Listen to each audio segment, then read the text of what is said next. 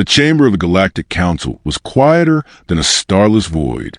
Thousands of delegates sat beneath the spiraling glass dome, their faces, scaled, furred, feathered, or metallic, drawn in uneasy consensus.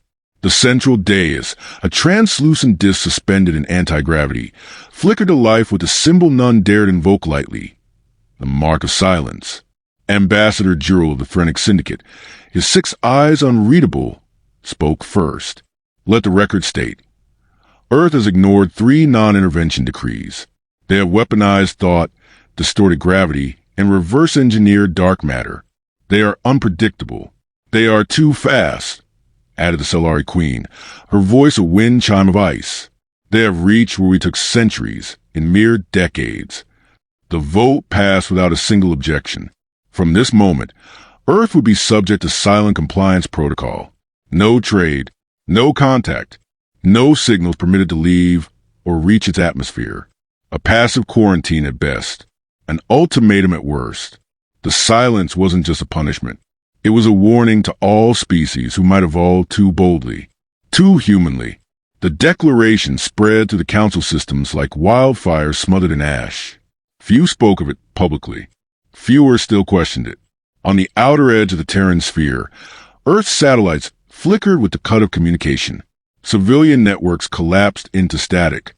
Orbital stations dimmed, confused, then afraid. At first, Earth's leaders scattered, splintered as always, panicked. Then, as if rediscovering some buried instinct, they planned. In a command bunker beneath the Pacific Ocean, 5 figures stood around a circular table lit with red vectors. Generals, directors, 1 prime minister, 1 president, and a man in a tattered combat jacket with no rank insignia. His name was Callum Voss. He said nothing while they argued. Instead, he ran his thumb along the dented edge of a coin, an old Earth quarter with a face worn smooth from use. His eyes, a sharp winter blue, scanned the data without interest. Planetary silencing, council fleet positions, satellite losses. Callum, the president finally asked, voice low, like a question to a loaded gun. Do you understand the mission? Yeah, he replied, flipping the coin into the air without looking. You want me to shoot the silence. A few winced. Others nodded grimly. Callum Voss was not a man of diplomacy. He was a man who once spent 9 days motionless inside a meteor crater on Europa, waiting for a pirate general to step into range. He was the kind of man Earth never officially acknowledged, but always needed when survival depended on someone willing to disobey orders at precisely the right moment. You're being inserted onto the Arco Theta ring, said Director Lin, tapping a blinking node on the holomap. It's a relay station used by the Council to manage secure system-wide comms.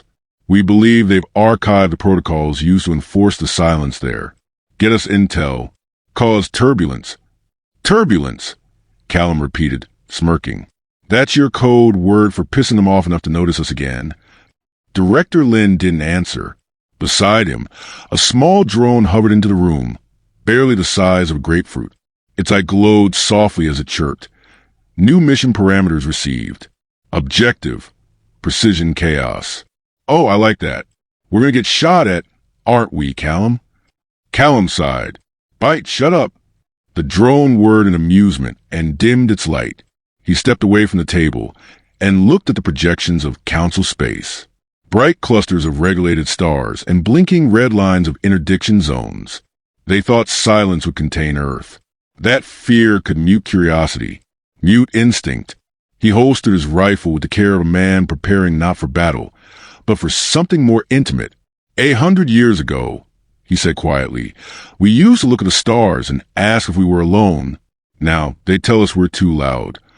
We're sending one man, Callum, the Prime Minister said. You. He glanced back, coin rolling across his knuckles. You're not sending me. You're letting me go. 3 days later, aboard a smuggler's freighter skirting the edge of a council trade corridor, Callum Voss stared at the docking lights of Arco Theta. It shimmered like a mechanical bloom, petals of data arrays slowly turning to track the gravitational curve of the binary stars nearby. Target acquired. Bite whispered into his neural link. Sensor sweeps are weak in Quadrant C. No heat patterns for guards. Suggestion: Go now, think later. Callum adjusted the scope of his rifle, checking for refractive fields and sensor shadows. His mind moved like water over stone, slow, persistent, shaping the moment before the moment. Any chatter, he asked. Just the usual bureaucratic garbage. Traffic logs, weather alerts, a requisition request for scented cleaning gels. These guys are terrified, not prepared. Callum pulled his mask into place, matte black and impersonal. This isn't just about Earth, he murmured. Nope, Bite replied. It's about telling the universe we bite back. As he drifted toward the station in the silence of a stolen pod, his thoughts were neither angry nor patriotic. He didn't care about council pride or humanity's bruised ego. He cared that his sister had died because a council enforcement team had misread a planetary defense system and turned a Martian science outpost into slag. He cared that no one had ever answered for it. Just silence. Official and eternal. The pod latched onto the station's underside with a hiss. Callum unhooked himself, rifle slung low, and entered the shadows of the ring world unnoticed. Some people followed orders. Others followed truth. Callum Voss listened to neither, and he was just getting started. The first shot wasn't fired in violence. It was surgical. A single coil round laced with nanoburn exited Callum Voss's rifle and pierced the central surveillance spine of Arco Theta. The station dimmed for half a breath as a dozen systems scrambled to reroute. Lights stuttered. Security subroutines panicked. But no alarms were raised. He left behind a message. 3 words, etched into the titanium paneling above the now-dead sensor node. You're not gods. He vanished before anyone arrived. For the next 20 hours, Callum moved like a rumor through the station's understructure. Arco Theta was massive, mostly automated, its few organic personnel too comfortable in routine to notice shadows shifting behind maintenance grates. The drone Bite kept silent, hovering just behind him like a ghost with teeth. They passed fusion arrays, data vaults, sealed archives, all pulsing with council encryption. Too thick to crack on the fly. But Callum wasn't here to steal files. He was here to find the reason. Inside a forgotten chamber marked by outdated signage in an obsolete dialect, he found it. An access conduit disguised as a coolant vent. The lock was council make, built to deny everything that breathed, but not everything that bled. He cut into it, using a diamond filament and a lot of patience. The door gave way with a reluctant hiss. Inside, darkness and rows of data caskets. Archaic tech, analog storage unconnected to the central grid. Obsolete, perhaps, but reliable. Hidden, purposefully forgotten. Callum plugged in a bypass spike. Streams of data unfolded across his visor. Byte translated in real time. Council Directive 19 Theta Black. The drone read. Subjects, Terran expansion. Classification. Containment through silence. Subnotes. Biological unpredictability. Historical aggression. Nonconformity with consensus evolution. Callum frowned. Consensus evolution? Evolution through council-sanctioned environmental pacing. Byte translated. They manipulate development curves of emerging species. Slow them. Redirect them. Sometimes erase them. Callum scanned further, stopping at a phrase that felt like ice behind his ribs. Species nullification deemed regrettable but acceptable in preservation of galactic harmony. He saw names of entire planets. Cultures he remembered from passing mentions in frontier briefings. Vanished now, marked as anomalies. Silenced. His breath tightened. They weren't afraid of Earth's aggression. They were afraid of Earth's refusal to ask permission. The files were too vast to send, but they could be taken. He slotted the core module into a ceramic capsule and slipped it into his belt pouch. Package acquired, he muttered. Then a voice cracked over the station's intercom. Thick, mechanical, unmistakably urgent. All security personnel. Intrusion detected in Sector D9. Lockdown protocols engaged. Byte blinked red. They found the first shot. Callum sealed the vault behind him, but was too late for subtlety. Doors began sealing across the level. Pressure valves hissed. The station was waking up, and it didn't like him. He dropped into a gravity shaft. switching to magnetic boots as he slid down its length, narrowly dodging an incoming maintenance drone that had been repurposed mid-flight for pursuit. Its claws whirled, sparking against the walls. Callum twisted mid-fall, aimed, and fired a single pulse round. The drone shattered like cheap glass. He hit the lower deck running. The enforcers arrived soon after. Not soldiers. These were Council No hunters. Elite, surgically augmented, bred to suppress insurgents without hesitation. They didn't shout warnings. They didn't miss shots. Their armor gleamed like obsidian mirrors, faceless and cold. Callum ducked into an equipment bay just as plasma carved the air behind him. Sparks rained down. The hiss of burned oxygen followed like breathless anger. He set 2 traps. Simple things, really. A proximity mine wedged behind a vent, and a flash field igniter triggered by weight. He didn't wait to see them work. He kept moving. A few corridors later, he emerged into a panoramic observatory dome. Above him, stars wheeled in ancient patterns. Below, the station's exterior arms rotated with sluggish grace. He took a moment, just one. Then he pulled a council service badge from his pocket, forged, embedded with the same insignia he'd carved into a hollow rifle casing and left behind in the coolant chamber. The meaning would be clear to whoever found it. Your silence has holes. As he moved again, the faint sound of bootsteps echoed behind him. They were closing in. He ducked into an old satellite maintenance ring, a curved passage lined with archaic wiring, once used to connect analog communication relays to external satellites. No longer functional, or so they thought. There, waiting as if summoned by fate, sat a small spider-like maintenance droid, marked with dust, forgotten by progress. Byte chirped. That's a Series 9 relay manipulator. Still has a direct uplink to the pre-council relay grid. Callum crouched beside it. Can it be reactivated? With some sweet talk and a small miracle. Get to praying, then. While Byte hijacked the manipulator's code base, Callum watched the hallway, fingers tapping against his thigh with a rhythm only he knew. He didn't fight like a soldier. He fought like an artist. Precision in motion, rage held beneath glass. The memory came uninvited, like a bruise pressed too hard. Mars. His sister's scream over comms before it cut off. The silence after. No apology. No report. Just reclassified incident logs and political handshakes. That was when he stopped believing in orders. The relay manipulator sparked to life. We've got a signal. Byte said. A backdoor. It's old. It's not safe. It's perfect. Callum uploaded the data fragment. Not all of it. Just enough to prove the Council's lies. Enough to show other species that humanity's refusal to kneel was not madness. It was memory. The upload took 14 seconds. By the 12th, he could hear the null hunters entering the ring behind him. He left the relay running. He didn't run. Instead, he turned and raised his rifle, breathing in once, deeply, as if the air here meant something. The first hunter stepped into the corridor and exploded. One of the traps had finally caught up. The others hesitated. Callum didn't. He fired, moved, fired again. Always 3 steps ahead, never where they looked. He fought not to win, but to survive. And that, ironically, made him unstoppable. When the last round fired, the corridor was filled with smoke and the scent of scorched alloy. He limped out of the wreckage, bleeding but grinning. We made noise, he said aloud. Byte buzzed beside him. Yes, but now they're going to scream. He smiled through the pain. Good. Means they're listening. Callum Voss didn't know exactly when the broadcast reached a wider network. All he knew was that once it did, the silence cracked.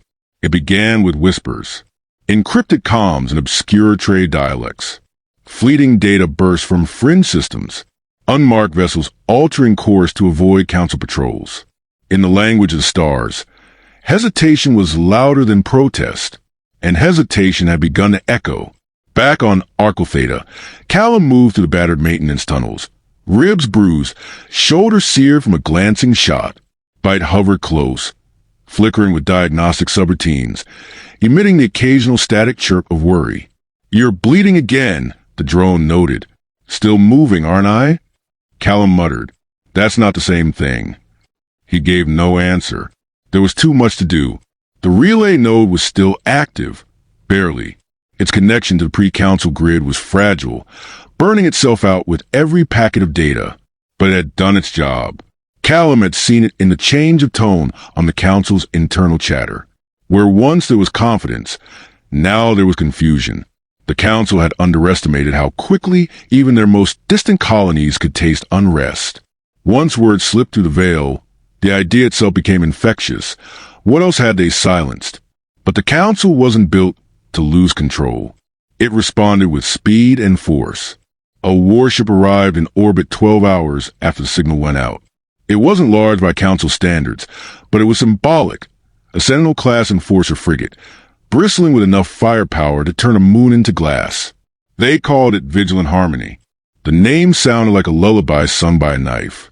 Callum watched its descent through a cracked viewport in the observation deck. His breath fogged the glass. The ship's hull gleamed, smooth and sterile, descending with measured inevitability. "They're not here to contain you," Byte said. "They're here to make an example." Callum nodded. "Which means I have about 6 hours before they sterilize the station." Closer to 4. They've begun sending clearance queries to the station's defense matrix. "Then I guess it's time to be loud." He made his way to the auxiliary system's hub, a forgotten substation deep beneath the core, and used since Arco Theta had been upgraded. The council didn't delete old systems. They just buried them beneath layers of bureaucratic irrelevance. Inside, dust-coated consoles. Cables hung like veins from the ceiling. The lights buzzed with neglect. And there, among the disused command panels, sat a dormant override terminal. Obsolete, obscure, perfect. Byte plugged in and began cycling power. This node controls the old orbital signalers, used for analog distress codes. We could amplify a repeating burst. Something crude. "Crude is good," Callum said. "Crude gets around firewalls." The drone paused. "What are we sending?" Callum reached into his belt pouch and pulled out the coin he always carried. The Earth Quarter, its surface smoothed by years of worry and thought. "Something they can't ignore," he said, placing on the terminal. A voice. He recorded a message, short, unscripted, direct. "This is Callum Voss of Earth. The Council tried to silence us, but we're still here. We've seen their archives. We've seen the names they erased. We're speaking for them now. If you hear this, know that silence is not peace, and obedience is not survival." The signal began broadcasting in pulses, raw and jagged, looping in ancient radio frequencies. Primitive by Council standards, but impossible to trace cleanly, impossible to contain. It would bounce, echo, slip through tight channels and old relays. It would become noise. And in noise, truth often hides best. Byte chirped with grim satisfaction. Signals running. They'll be on us in minutes. I don't plan to be here when they arrive. He crossed the station one final time, moving not like a ghost but like a fuse lit both ends. Every motion was tight, precise, every breath a countdown. At the docking bay, he found the escape skiff he'd stashed days earlier, an old mining pod barely space-worthy. It had no weapons, no stealth, just 2 engines and a fuel tank that wheezed when full. Perfect. He activated the pre-launch sequence, adjusted the trajectory to the coordinates of a smuggler relay hub deep in the Warren Belt, and keyed in an encrypted payload. It contained a fragment of the data he'd taken. The irrefutable proof that the Council had tampered with not just Earth, but dozens of rising civilizations, each redacted, each erased.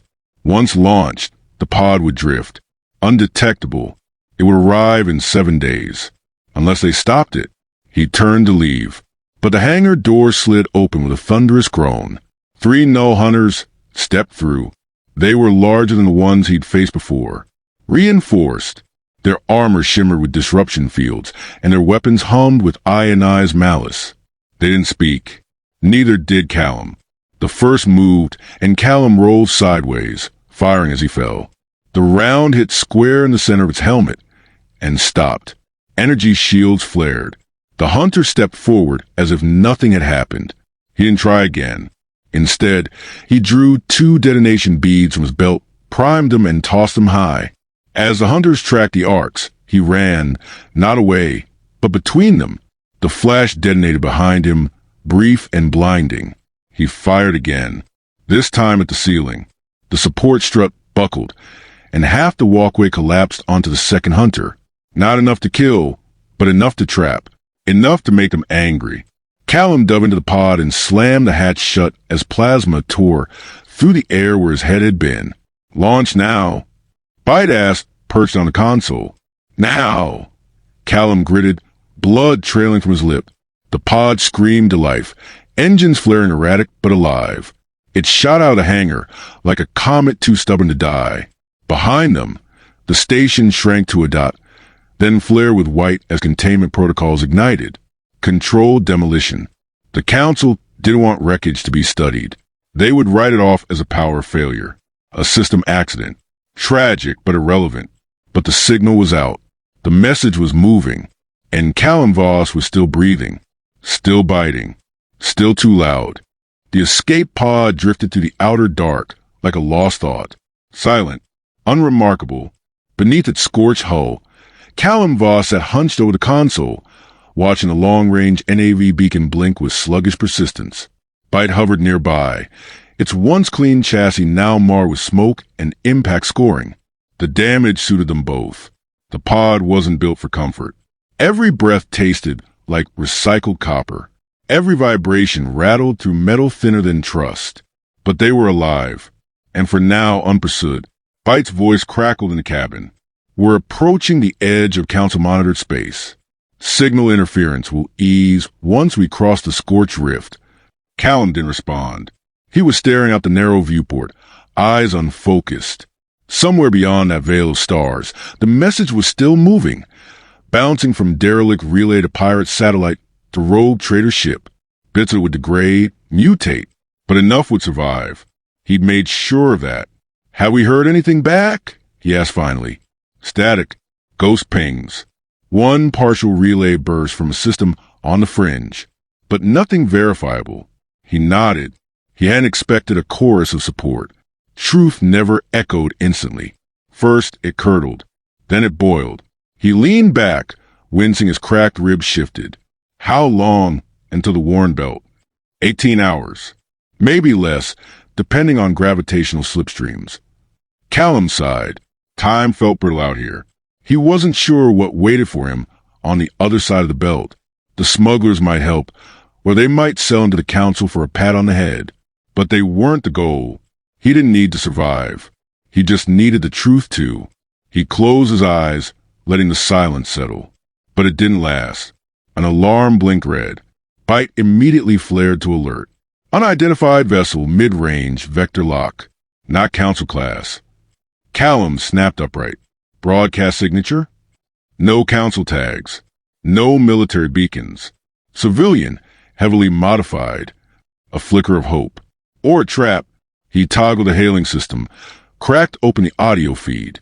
A burst of static greeted him, followed by a voice, gravel-tongued and low, with a frontier twang Callum hadn't heard in years.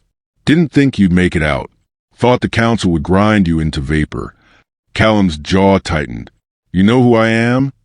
You're the loud one. Been making all sorts of interesting noise. Callum glanced at Bite, then replied. And who the hell are you? There was a pause, then a chuckle. Someone who got tired of watching good planets vanish under polite silence. I've got a crew of angry fools and a hull that leaks, but we hear things. And we heard you. A new signal appeared on the NAV screen, an offer to dock. Carefully encrypted. Not council grade, but not amateur either. Callum hesitated. Then, bring us in. The ship, Iron Requiem, was a Frankenstein's beast of salvage parts and rogue engineering. It wore no flag. That alone told Callum everything he needed to know. Inside, the crew was rough. Humans, yes, but also a few others. Species Callum only vaguely recognized from fringe colony reports. Each one looked at him not with awe, but with recognition, like they already knew the shape of the lie. The captain, a woman with one synthetic eye and half a dozen scars, met him in the main hold. She offered no handshake, just a nod. You made them nervous, she said. Good. You've made others nervous too. The Council's not the only power that values silence. Callum shrugged. Silence is fragile. I just tapped the glass. She grinned. Then let's throw a brick. Over the next hours, Callum offloaded the databyte it stored. The raw files, the decoded directives, the list of vanished species. The crew gathered around, watching in grim silence as the full scope of the Council's manipulations flickered across aging monitors. Every civilization stunted, every voice muffled, every history edited into compliance. They call harmony, one of the crew members said, voice shaking. But it's just a cage with flowers. Callum didn't speak. He didn't need to. The data spoke for itself. The plan formed not as a declaration, but as a convergence. These weren't soldiers. They were smugglers, technicians, outcasts, thinkers. But they had ships, networks, friends in low places. And now they had a cause. They would spread the message, not as a single voice, but as a storm of echoes.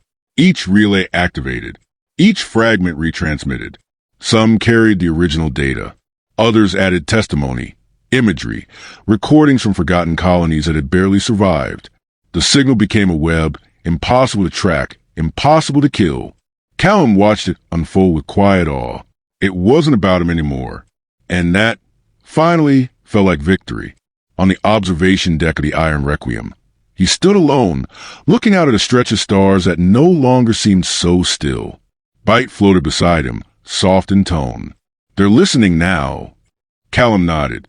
They'll come harder next time. Yes. And we'll be louder. A pause. Then the drone asked, Do you think Earth will hear it? He considered that long and slow. I think Earth already knows. We've just reminded it not to forget. In the distance, comms lit up again. Another reply, this one from a station that had supposedly gone dark a decade ago. 2 words. Message received. Callum smiled. Not wide, just enough. The fight wasn't over. But now it was being fought. And that was enough for now.